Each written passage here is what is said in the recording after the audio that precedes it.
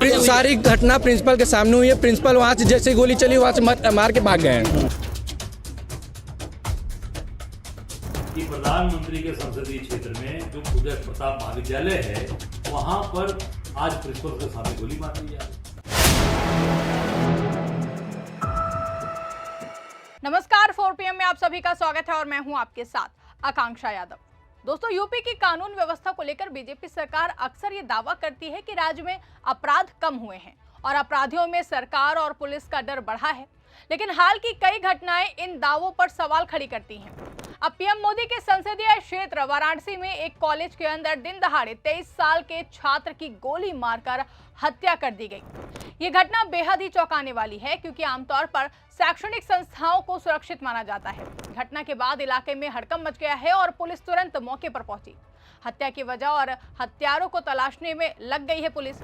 वहीं इस घटना से छात्रों का भारी आक्रोश भी देखने को मिला है।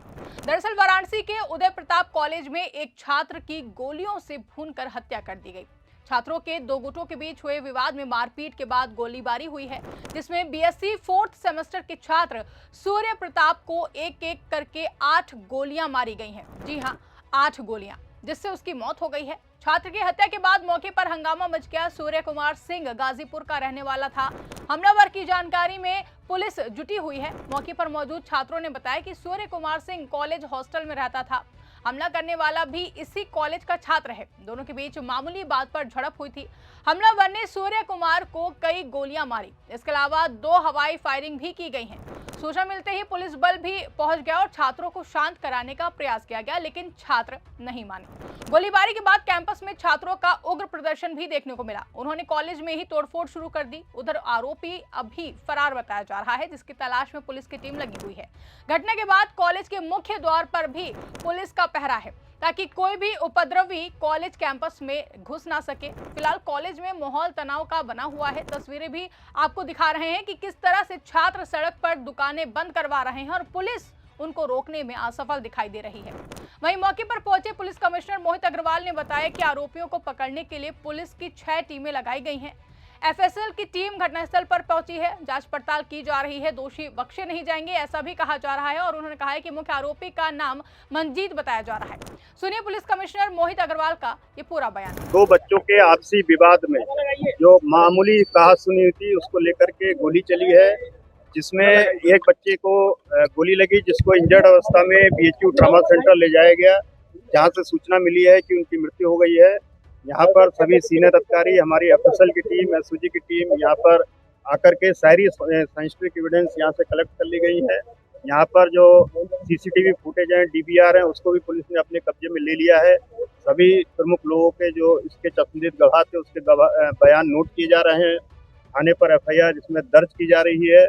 इसके अलावा जो अभियुक्त गण हैं, उनकी गिरफ्तारी के लिए हमारी 6 टीमें इस समय क्रियाशील है, वो कार्य कर रही हैं अपना, और अभियुक्तों की अतिशीघ्र इसमें गिरफ्तारी करके कार्रवाई की जाएगी। कितने आरोपी हैं सर? कितने अराउंड फायरिंग हुई है और कितने आरोपी सर देखिए, ये यहाँ से इंजर्ड अवस्था में ले जाया गया था उनको, और बीएचयू ट्रॉमा सेंटर में ब्रॉड डेड उनको घोषित किया गया है।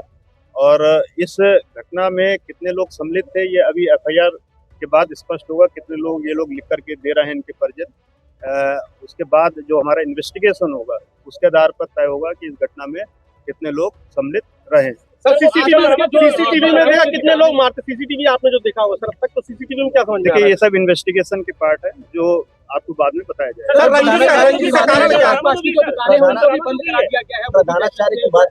रंजिश का कारण क्या क्या? पुरानी रंजिश थी या कोई विवाद हुआ था? कुछ जो पड़ताल में सामने आया? जो बच्चों से, यहाँ के छात्रों से बात हुई है, उससे ऐसा प्रतीत हो रहा है तात्कालिक रूप से कोई वाद विवाद हुआ, उसको लेकर के ये घटना घटित हुई है। प्रधानाचार्य की बात आ रही है सर, कहा जा रहा है कि उनके सर पे गोली मारी गई है, ऐसा आरोप लगा रहे हैं छात्र यहाँ पे।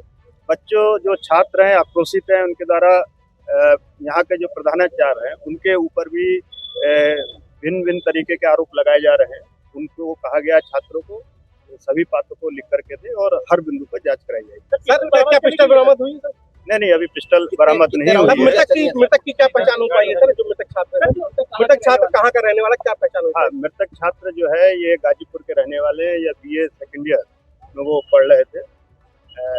गाजीपुर के हैं। आरोपी छात्र पर मंजेश है, उसकी कोई पहचान है सर? आरोपियों की क्राइम हिस्ट्री या कोई उनकी पहचान हुई है? मंजेश सिंह जो आरोपी हाँ, मंजीत सिंह या जो ये एमए का छात्र बताया जा रहा है मंजीत सिंह, और ये चांदमारी एरिया का है, बनारस का ही रहने वाला है।